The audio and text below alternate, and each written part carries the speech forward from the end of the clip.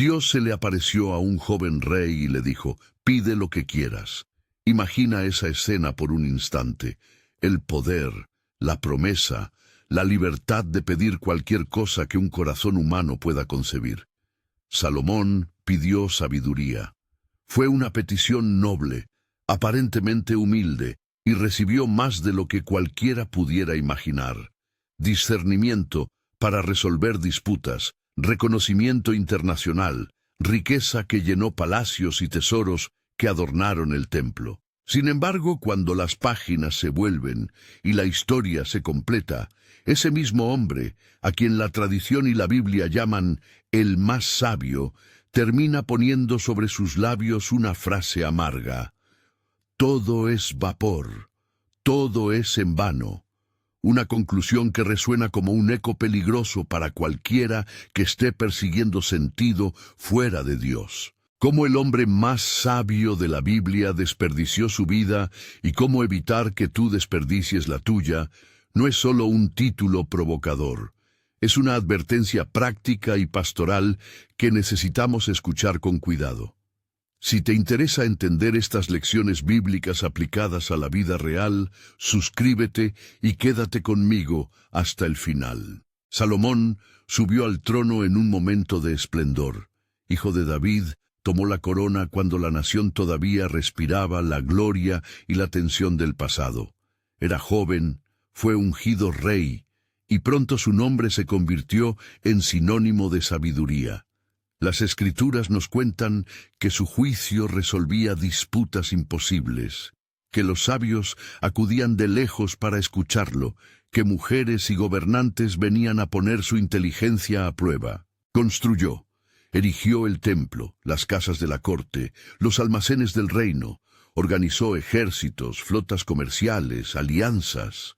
Bajo su mano, Siquem parecía prosperar con una abundancia que el pueblo no había visto antes. Los cantos y proverbios que se le atribuyen alimentaron generaciones. Su fama llegó hasta la reina de Saba, que viajó para comprobar si era verdad que Dios había dado sabiduría a ese hombre. Todo parecía confirmar una verdad tentadora. Sabiduría, riqueza y prestigio traen satisfacción y propósito. Pero la historia no termina ahí. Hay una tensión central en la vida de Salomón que merece detenernos. Fue agraciado con un don divino y lo usó para crear, administrar y juzgar.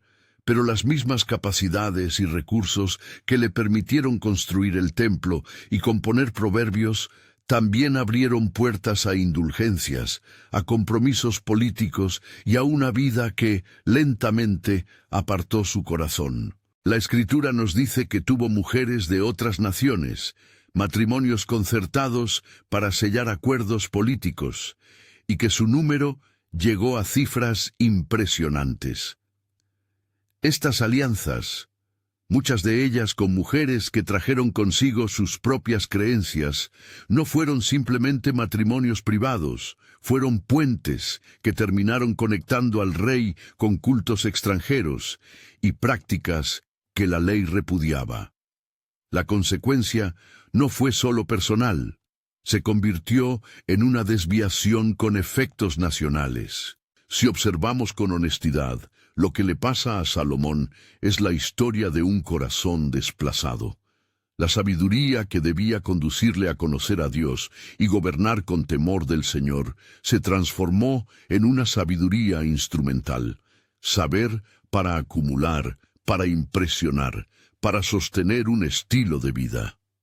A medida que su mesa se llenaba y sus edificios se elevaban, la pregunta que debía sostener su existencia, ¿qué es lo que realmente vale?, se fue volviendo menos urgente. Cuando finalmente escribió en Eclesiastés palabras como «todo es vapor», lo hizo desde la experiencia del que ha probado del fruto y ve su fragilidad. Eso no se escucha como la queja de un derrotado sin esperanza. Suena como la voz de alguien que llegó al límite de la satisfacción humana sin Dios en el centro. Para entender mejor cómo este desperdicio se fue gestando, conviene recordar 7 lecciones que Eclesiastés y la vida de Salomón nos dejan no como una lista fría, sino como advertencias vivas para nuestra generación. La primera lección es que la abundancia de saber no asegura la paz del alma. La sabiduría en sí misma no es un sustituto de la relación con Dios. Saber distinguir, analizar y persuadir puede convertirse en una trampa si se usa para afirmar a uno mismo como centro. Salomón fue admirado por su juicio, pero llegó a decir que la sabiduría aumenta el dolor. Cuanto más veía y entendía la condición humana, más conscientes eran sus ojos del pecado, de la injusticia y de la futilidad. Conocer no equivale a estar satisfecho. Por eso la sabiduría sin temor de Dios puede convertirse en un paisaje seco, hermoso, complejo, pero sin raíz. La segunda lección es que el brillo exterior no garantiza satisfacción interior. Los edificios, el oro, las ceremonias religiosas grandiosas, todo eso puede ser impresionante, pero el corazón puede seguir vacío. La metáfora que Eclesiastés usa, el humo que desaparece, es precisamente para señalar lo efímero del lujo. Pertenecer a la élite cultural y económica no impide sentir vacío existencial. Si lo que buscamos es confirmación en aplausos o en bienes, corremos el riesgo de sujetar nuestra identidad a algo que, por definición, se desvanece. La tercera lección tiene que ver con placer y disfrute. Dios concede regalos para que los disfrutemos, pero el disfrute sin límites ni sujeción al Señor se transforma en esclavitud. Salomón se permitió disfrutar de sus dones.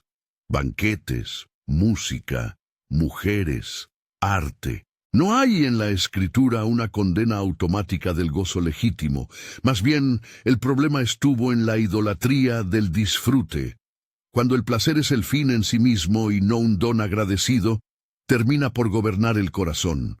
Eclesiastés insiste en distinguir entre el disfrute legítimo de los dones de Dios y la búsqueda desesperada de sentido en esos dones. La cuarta lección se centra en el trabajo.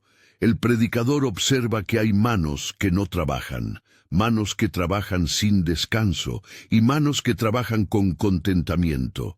El trabajo no es una maldición que debemos sufrir, es, en muchas ocasiones, una vocación que tiene dignidad y propósito.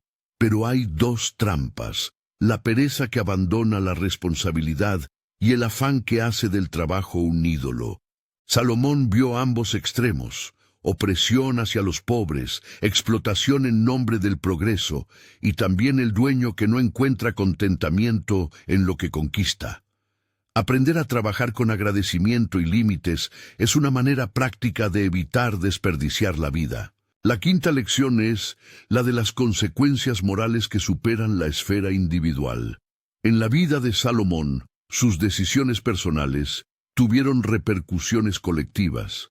Alianzas políticas que se volvieron contra su casa, una religión mezclada que contaminó al pueblo, políticas que terminaron oprimiendo a los vulnerables.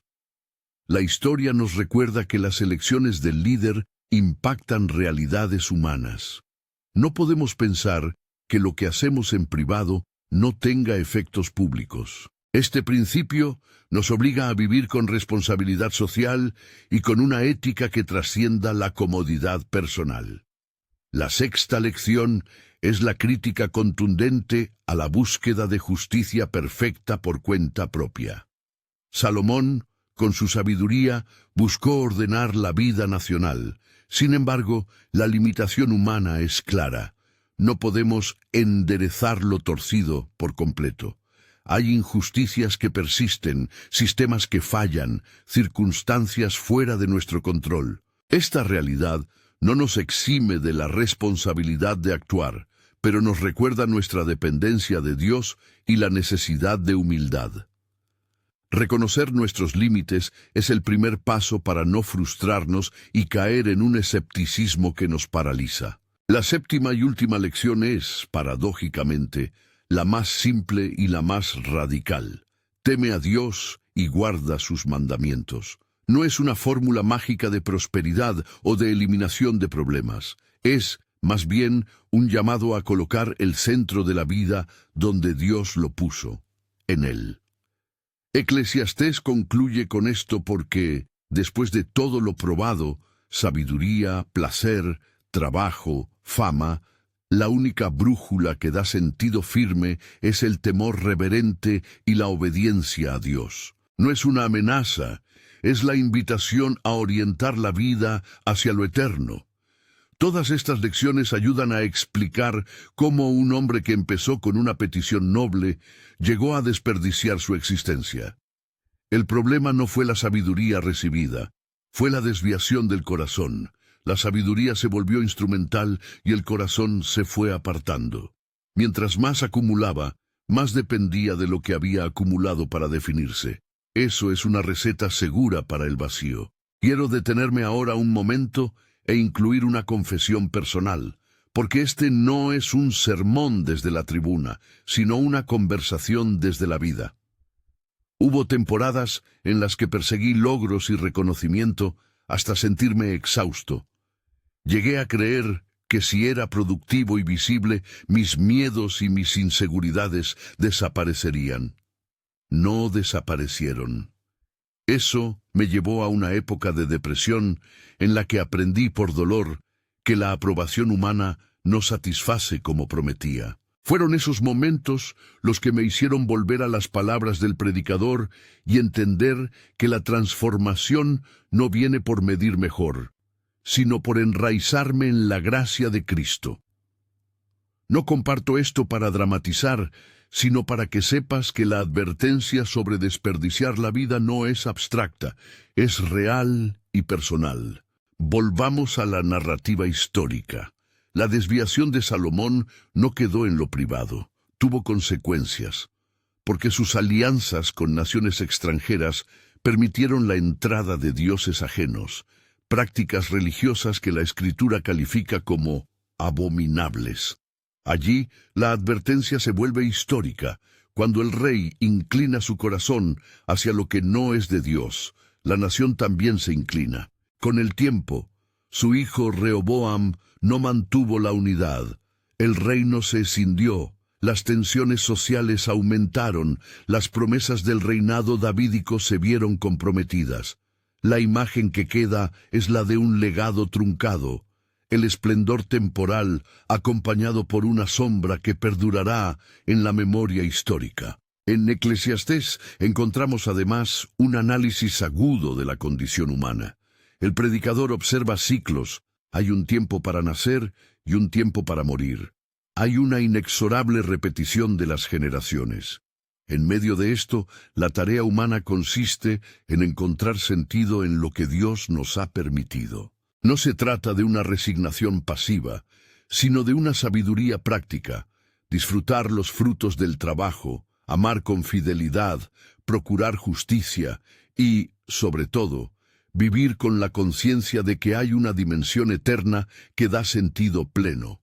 Cuando esta dimensión se pierde, lo que queda es la sensación de haber trabajado por viento. ¿Y cómo se aplica todo esto hoy, concretamente? ¿Cómo evitar que la historia de Salomón, un hombre que tuvo todo y llegó a declarar que todo era humo, se repita en la vida de personas comunes como tú y como yo? Voy a proponerte pasos claros, sencillos, que no son fórmulas mágicas, pero sí prácticas, que ayudan a reorientar el corazón. Primero, examina tus prioridades. Haz un inventario honesto. ¿Qué ocupa más tiempo en tu vida? Las horas que pasas trabajando, la búsqueda de reconocimiento, la inversión en redes sociales, o la vida en comunidad y el tiempo con Dios. Es muy fácil invertir toda la vida en lo que produce resultados visibles. Pregúntate si tus esfuerzos reflejan tus convicciones más profundas. Un ejercicio práctico es escribir en una hoja las cosas que más valoras y luego comparar ese listado con el calendario de la última semana. La discrepancia revela lo que de verdad gobierna tu vida. Segundo, cultiva el contentamiento. No confundas esto con apatía. El contentamiento es una disciplina. Aprender a recibir los dones de Dios con gratitud y a poner límites al deseo de más es una forma de libertad. Salomón tuvo abundancia y aún así sintió vacío.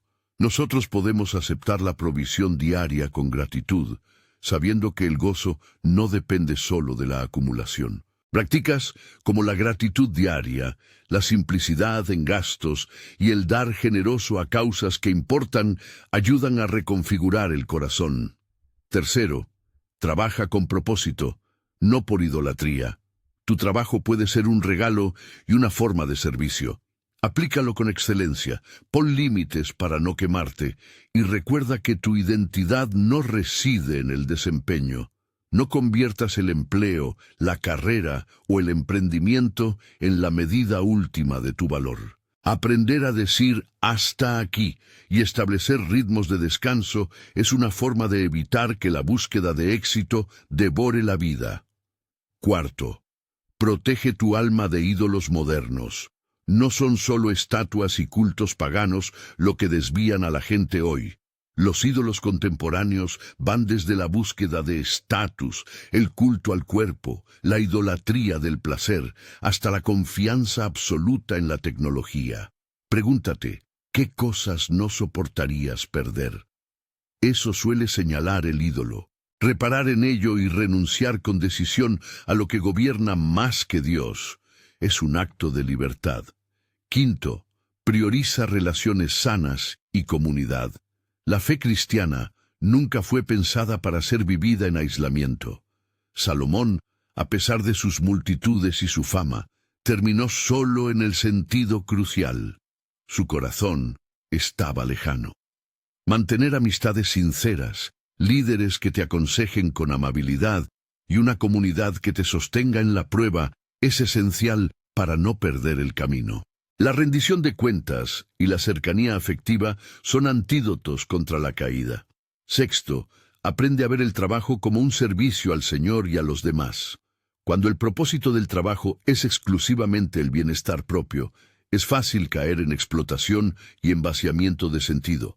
Trabajar para honrar, para servir y para contribuir al bien común reorienta la energía y evita que el éxito personal se convierta en el fin absoluto. Séptimo, vive con una perspectiva eterna. Esto no significa olvidar el presente, sino evaluarlo a la luz de lo que perdura.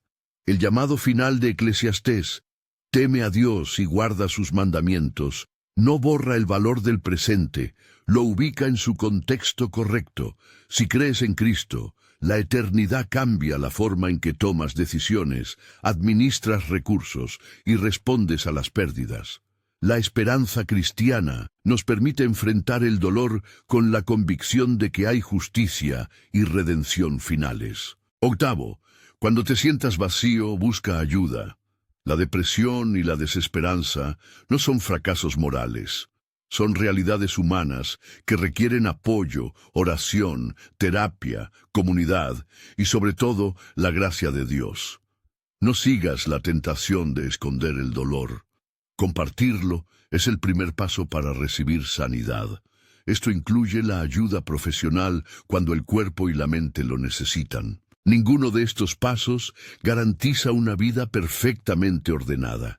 La Escritura no promete un camino sin caídas, pero sí ofrece una brújula para no desperdiciar lo esencial, el temor a Dios como raíz y la obediencia como fruto. Eso transforma la manera en que trabajamos, amamos, disfrutamos y sufrimos. Hay un matiz pastoral que no puedo omitir. No convertir la advertencia en condena definitiva sobre Salomón ni sobre nadie. La Biblia muestra su vida con sus claroscuros. No sabemos el estado final de su alma en términos absolutos. Lo que sí sabemos es que su experiencia nos sirve de espejo. La intención es educativa y pastoral, aprender de sus errores para no repetirlos. La historia de Salomón es en última instancia una llamada a la humildad. Además, hay esperanza. No todo lo que vemos como pérdida es irreversible en la economía de Dios. La redención en Cristo da otra dimensión a la vida. Obra el perdón, ofrece restauración y nos reorienta hacia lo que realmente importa. No prometo soluciones fáciles, prometo una verdad firme. Para quienes ponen su fe en Jesús, hay un horizonte donde las obras encuentran su justicia y la vida inútil se torna significativa. En la práctica, esto puede significar decisiones sencillas pero concretas. Recortar horas de trabajo para estar con la familia, cancelar una suscripción o una inversión que alimenta la idolatría del consumo, pedir perdón a alguien que hemos herido en la búsqueda de éxito, levantar la voz contra prácticas injustas en el trabajo, regular el uso de redes sociales que roban el tiempo y la paz, reservar momentos semanales de silencio y lectura de la palabra. Todas son decisiones pequeñas, pero acumulativamente forman el carácter y redirigen la vida. La última página de Eclesiastés nos recuerda la conclusión fundamental: teme a Dios y guarda sus mandamientos, porque esto es el todo del hombre. No es una sentencia fría, es una invitación que, aplicada con humildad, nos salva de vivir como los que se pierden en la procura de humo. Si el hombre más sabio de la Biblia llegó a experimentar el vacío, nuestra respuesta no debe ser la desesperación, sino la sobriedad. Reconocer los peligros, practicar la gratitud, definir prioridades y sostener la esperanza en Cristo. Antes de despedirme, quiero proponerte un ejercicio breve y transformador. Toma un papel y escribe 3 cosas por las que agradeces hoy. Luego, escribe 2 hábitos que vas a cambiar porque te roban la vida. Finalmente, nombra una persona con la que vas a hablar esta semana sobre una de esas decisiones. Esto no es un truco espiritual, es un hábito de disciplina que ayuda a cambiar el rumbo. Si te quedó resonando esta advertencia, si has visto en tu propia vida atisbos del mismo patrón, buscando sentido en lo perecedero, te invito a un paso siguiente. Haz clic aquí para ver la historia de alguien que lo dejó todo por Jesús y encuentra en esa narración una concreción del camino opuesto al de Salomón, una vida entregada que no fue desperdiciada. Comparte en los comentarios una decisión concreta que vas a tomar esta semana para no desperdiciar tu vida. Y si necesitas oración, dilo. Oramos los unos por los otros. Cómo el hombre más sabio de la Biblia desperdició su vida y cómo evitar que tú desperdicies la tuya, no es solo un relato del pasado, es una llamada urgente para nuestro presente. No permitas que la sabiduría, la fama, el dinero o la búsqueda de placer ocupen el trono de tu corazón.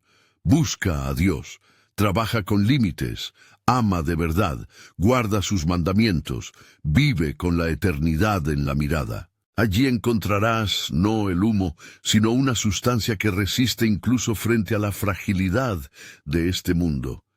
Que esa verdad nos guíe hoy.